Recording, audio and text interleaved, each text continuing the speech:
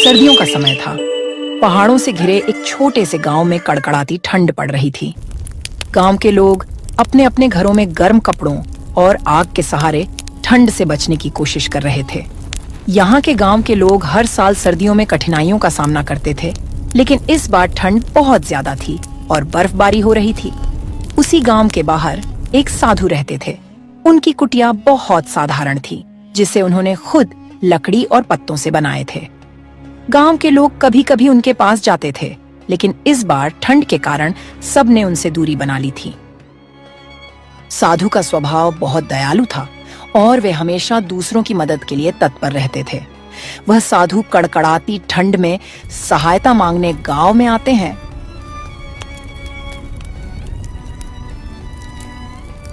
सुनो पुत्र, यह ठंड बहुत कठोर है। मेरी कुटिया में आग जलाने का कोई साधन नहीं है। अगर आप सभी थोड़ी मदद करें, मुझे थोड़ा खाना या कोई पुराना गर्म कपड़ा दे दो, तो मैं यह ठंड सहन कर सकता हूँ। बाबा, आपके लिए गांव में अब कोई साधन नहीं है। हमें खुद के लिए मुश्किल हो रही है। आप तो भगवान के भक्त हैं, उन्हीं से मदद मांग लीजिए। हाँ बाबा, हम तो खुद इस ठंड से परेशान हैं। आप साधु हैं, तपस्या कीजिए। तपस्या करने से गर्मी आएगी। आपको क्या जरूरत गर्म कपड़े की? बेटा, भगवान ने इंसान को इंसान की मदद के लिए बनाया है। अगर आप एक दूसरे की मदद नहीं करेंगे तो यह जीवन किस काम का है? कृपया मुझे पुराने ही सही, पर मुझे गर्म कपड़े दे दो। साधु के लाख कहने पर उनकी कोई मदद नहीं करता। गांव वालों पर साधु की बातों का कोई असर नहीं हुआ। सबने अपने अपने काम में ध्यान लगाना शुरू कर दिया। साधु निराश होकर अपनी कुटिया लौट जाते हैं। उनकी कुटिया में बहुत ठंड थी। उन्होंने ध्यान लगाने की कोशिश की, लेकिन ठंड इतनी अधिक थी कि उनका शरीर ठंड से जकड़ने लगा था। उनके पास केवल एक पतला चादर था, जो ठंड से बचाने में असमर्थ था। किसी तरह वह दिन गुजारते हैं, लेकिन रात को ठंड और बढ़ गई। हवा के साथ बर्फीली बूंदें गिरने लगीं। साधु ने अपने आखिरी समय में प्रार्थना किया, हे भगवान, इन गांव वालों को सद्बुद्धि देना। मैं तो आपके पास आ रहा हूँ। साधु महाराज इतना कहकर ठंड के कारण मर जाते हैं।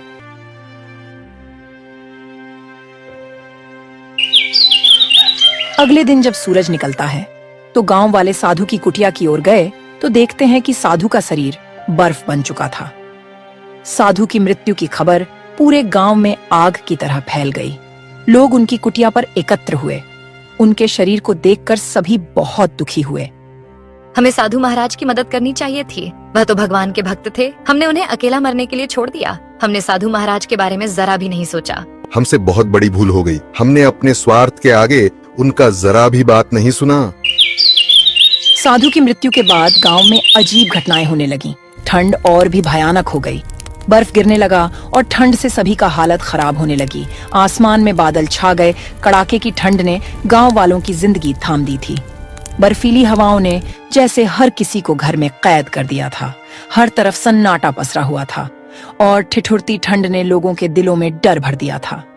खेत बंजर होने लगे थे। इस सर्द मौसम ने मानो हर किसी की जिंदगी थाम दी थी और लगातार बारिश होने लगी। गांव के खेत बर्बाद हो गए। इस ठंड ने तो सच में हद पार कर दी है। सुबह से ही हाथ पैर सुनन हो जाते हैं। घर में चूल्हा जलाना तो दूर, आग जलाने की हिम्मत भी नहीं होती। लगता है इस बार ठंड का कहर जान लेकर ही मानेगा। दूसरी तरफ एक बूढ़ा आदमी अपनी बेटी जूली के साथ रहता था। ठंड में उसके लिए घर चलाना मुश्किल हो रहा था, लेकिन जब तक वो ठंड बर्दाश्त कर पा रहा था, तब तक वो मेहनत कर रहा था।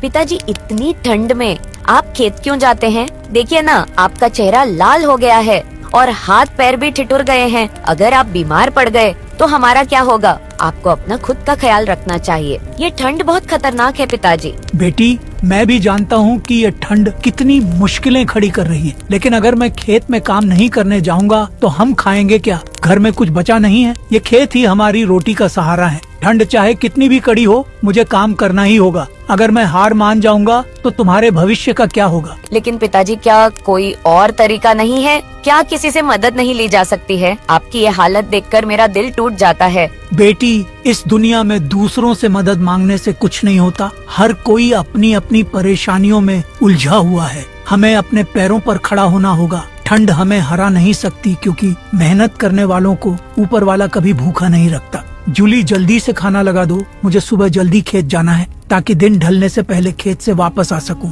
पिताजी, खाने के लिए घर में एक दाना भी नहीं बचा है और पैसे भी खत्म हो चुके हैं। क्या घर में खाने को कुछ भी नहीं बचा? ये कैसे हो गया जूली? कल ही तो सोचा था कि बाजार जाकर कुछ आटा दाल लेकर आऊंगा, लेकिन ठंड के मारे बाजार भी नहीं जा सका। पिताजी, आप भी हर बार हमारे लिए सब कुछ करते हैं। अब तो हाल ऐसा हो गया है कि आग जलाने के लिए भी लकड़ियाँ नहीं बची। ऊपर से ये ठंड हमारी जान ले रही है। बस कुछ लकड़ियाँ भी आज खत्म हो जाएंगी। निराश मत हो बेटी, ये मुश्किल वक्त भी बीत जाएगा। ऊपर वाला हमारे साथ है। जब तक मैं जिंदा हूँ तुम्हें भूखा नहीं रहने दूंगा। कल मैं जंगल जाऊंगा, चाहे कितनी भी ठंड क्यों ना हो। मेहनत करने वालों के लिए हर रास्ता खुला रहता है।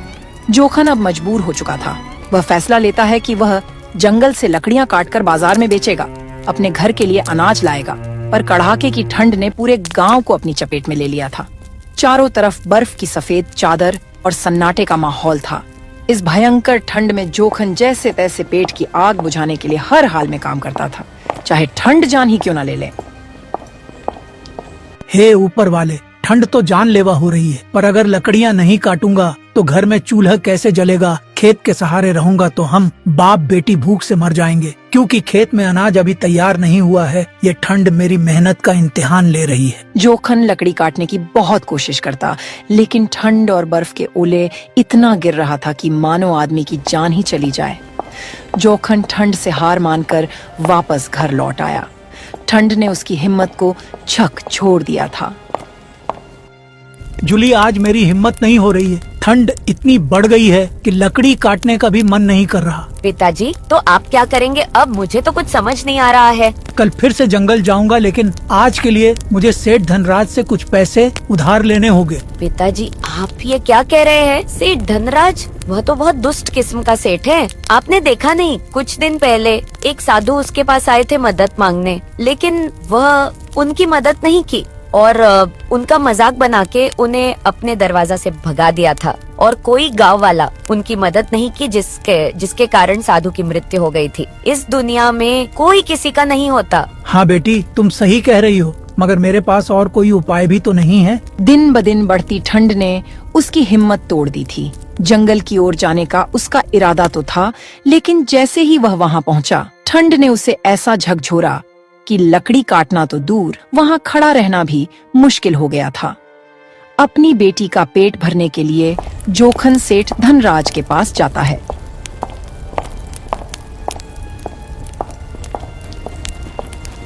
सेठ जी, मुझे कुछ पैसे उधार चाहिए। घर में खाने पीने का इंतजाम नहीं हो रहा है और खेत की फसल भी अभी हुई नहीं है और लकड़ी काटने का काम भी ठंड के कारण नहीं हो पा रहा। तुम सोच भी कैसे सकते हो कि मैं तुम्हें पैसे उधार दूंगा? अगर तुम्हें पैसे उधार चाहिए तो तुम्हें अपना कुछ कीमती सामान मेरे हवाले करना होगा। सेठ जी, अगर आपने पैसे नहीं दिए तो मैं और मेरी बेटी भूख के कारण मर जाएंगे, क्योंकि इस ठंड की महामारी की वजह से सारा काम ठप पड़ा हुआ है। अगर तुम पैसे नहीं चुका पाए तो मेरी एक शर्त है, तुम्हें अपना सारा खेत मेरे नाम लिखना होगा। अगर तुम 1 महीने में मेरे पैसे वापस नहीं किया तो मैं तुम्हारा खेत अपने नाम करवा लूंगा और तुम्हारी बेटी से शादी भी करूंगा। ये आप क्या कह रहे हो सेठ जी? क्या बेहूदगी बात की है तुमने? मेरी बेटी तो अभी छोटी है, उसके भविष्य से खेलना आसान समझते हो? क्या तुम मेरी मजबूरी का फायदा उठाना चाहते हो? ये तुम्हारे सामने मेरी शर्त है। तुम मुझे पैसे लौटा नहीं सकोगे तो मेरी शर्त पूरी करनी होगी। मैं किसी भी हालत में तुम्हारी ये शर्त नहीं मान सकता, लेकिन पैसे आज ले रहा हूँ। 1 हफ्ते में तुम्हें चुकता करूँगा। याद रखना, ऊपर वाला है, सब देखता है।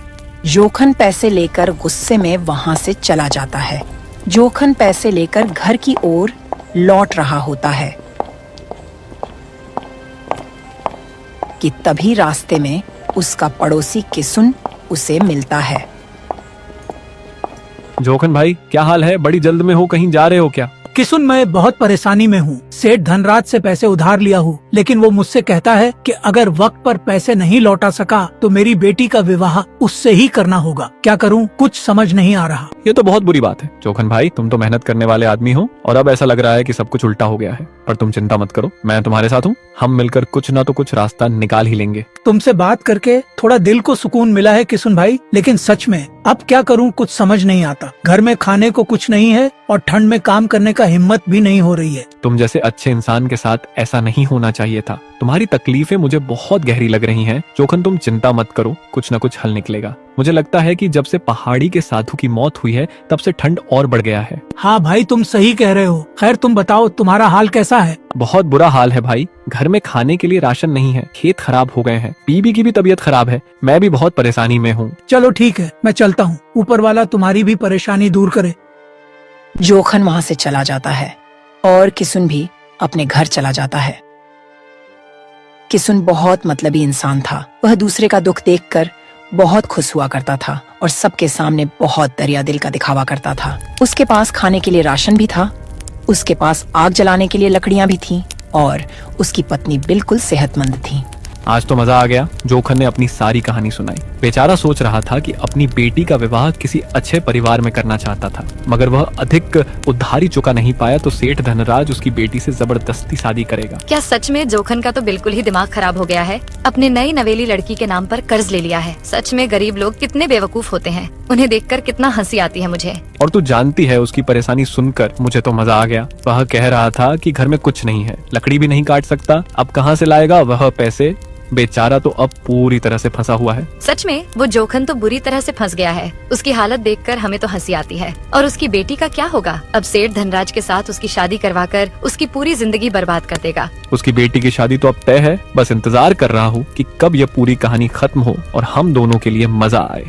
किसुन और उसकी पत्नी जोखन की मुश्किलों पर हंस रहे थे और उसकी बेबसी को लेकर उनकी सोच बहुत ही गंदी थी। वे सोच रहे थे कि उसकी बेटी और उसके भविष्य को कैसे और भी मुश्किलों में डाल सकते हैं। जोखन ने जैसे तैसे एक वक्त का खाना खाकर अपनी बेटी के साथ रात काट ली, लेकिन सुबह फिर वही चुनौती, वही संघर्ष का इंतजार कर रहा था। 2-4 दिन गुजरते हैं कि ठंड और भी बढ़ जाता है, बर्फ गिरने लगता है। गांव के लोग ठंड से मरने लगते हैं और चारों तरफ सन्नाटा पसर जाता है। जोखन भारी कदमों से जंगल में लकड़ी काटने जाता है।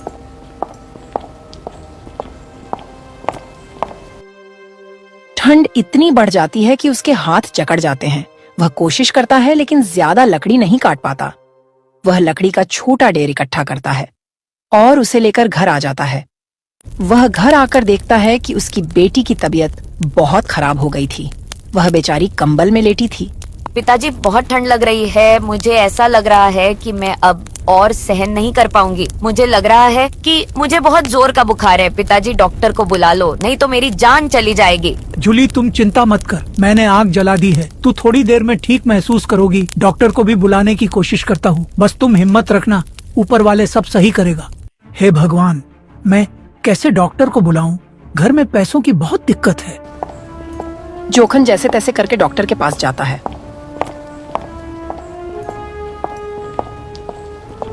डॉक्टर साहब, मेरी बेटी बहुत बीमार है, उसे आपकी जरूरत है। कृपा करके चलिए, उसका इलाज कर दीजिए। देखो जोखन, मैं तुम्हारी हालत जानता हूँ, लेकिन इलाज मुफ्त में नहीं होता। पहले पैसे लेकर आ, फिर मैं तेरे साथ चलूंगा। डॉक्टर साहब, मेरे पास अभी कुछ नहीं है, पर मैं पैसे दे दूंगा। जैसे भी हो, बस मेरी बेटी की जान बचा लीजिए। तुम गरीबों की यही समस्या है, बिना पैसे के इलाज चाहते हो। सुन, जब पैसे हो तब आना, अभी मेरा समय खराब मत कर। जोखन निराश होकर वहाँ से आ जाता है। तभी उसे उसका दोस्त किसुन नजर आता है।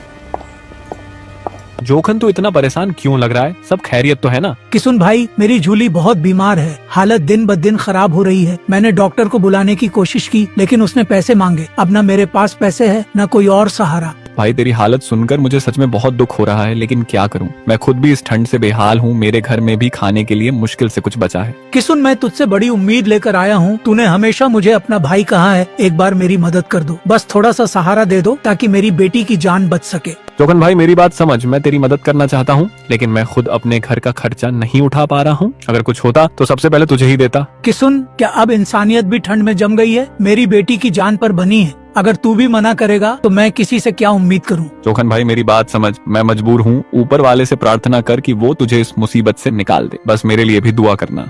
किसुन जोखन को पीछे छोड़कर चला जाता है। जोखन वहीं खड़ा रहता है। अपनी बेबसी को महसूस करता हुआ जोखन जंगल की ओर निकल पड़ता है। वह सोचता है कि कोई मदद नहीं करेगा, मुझे खुद ही सब करना होगा।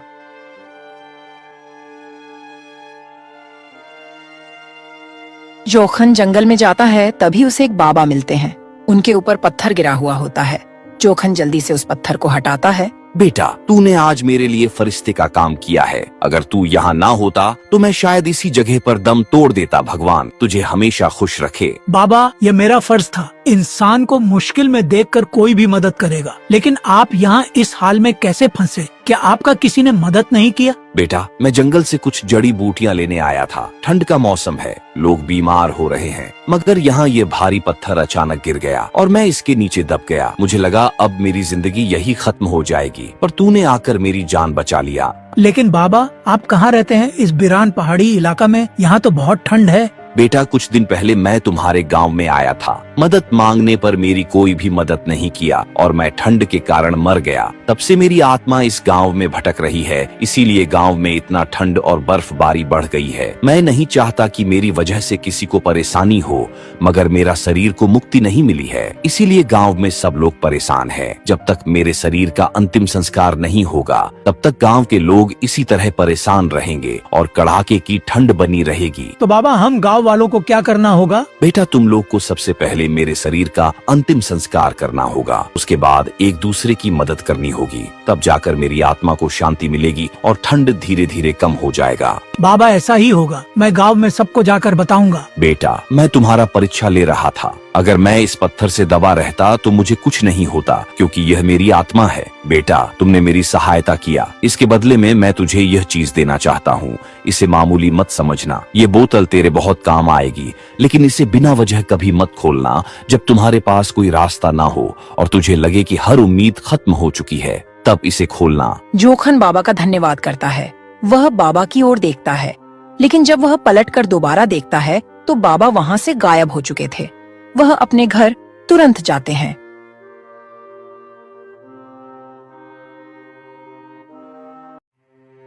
उसकी बेटी जूली बिस्तर पर पड़ी हुई थी। बहुत कमजोर लग रही तीर जोखन उसकी ओर देखता है। उसकी आंखों में निराशा और दुख साफ नजर आ रहा था। बेटी, मैंने बहुत कोशिश की पर कुछ भी बंदोबस्त नहीं हो पाया। जंगल में लकड़ी काटने गया था, पर ठंड ने मुझे और भी कमजोर कर दिया। पिताजी, मुझे कुछ नहीं होगा, आप परेशान मत हो। बेटी, मैं अपनी पूरी ताकत लगा रहा हूँ, बस अब कुछ और रास्ता सोचना होगा। इतने में ही वहाँ पर सेठ धनराज आ जाता है। जोखन, तुम मेरे पास आए थे और कर्ज लिए थे, मगर आजकल अब मुझसे ही मदद क्यों नहीं ले रहे हो? अभी वक्त है, अपनी बेटी की शादी मुझसे करा दो तो तेरा सारा कर्ज माफ कर दूंगा। सेठ, तुम्हारी बातें सुनकर मुझे और तकलीफ होती है। क्या तुम नहीं समझते, मेरी बेटी किसी के हाथों का खिलौना नहीं बनेगी। तुम्हारी बेटी के लिए इस कर्ज को चुका पाना अब तुमसे नहीं होगा। अगर तुम नहीं चाहते कि सब कुछ खत्म हो जाए तो मेरी शर्त मान लो। तुम समझते क्यों नहीं हो? सेठ, मेरी बेटी की शादी तुम्हारे जैसे दुष्ट नेचरहीन आदमी से कभी नहीं होगी। अगर तुम मेरी शर्त नहीं मानोगे तो तुम्हें याद रखना होगा कि तुमने मुझसे कर्ज लिया था। अगर तुम सारे कर्ज से मुक्त होना चाहते हो तो तुम्हें अपनी बेटी से शादी करवानी होगी। मैं अपनी बेटी का भविष्य तुम्हारे हवाले नहीं करूंगा सेठ। तो ठीक है जोखन, मैं देखूंगा कि तुम अपनी बेटी के लिए क्या कर पाओगे।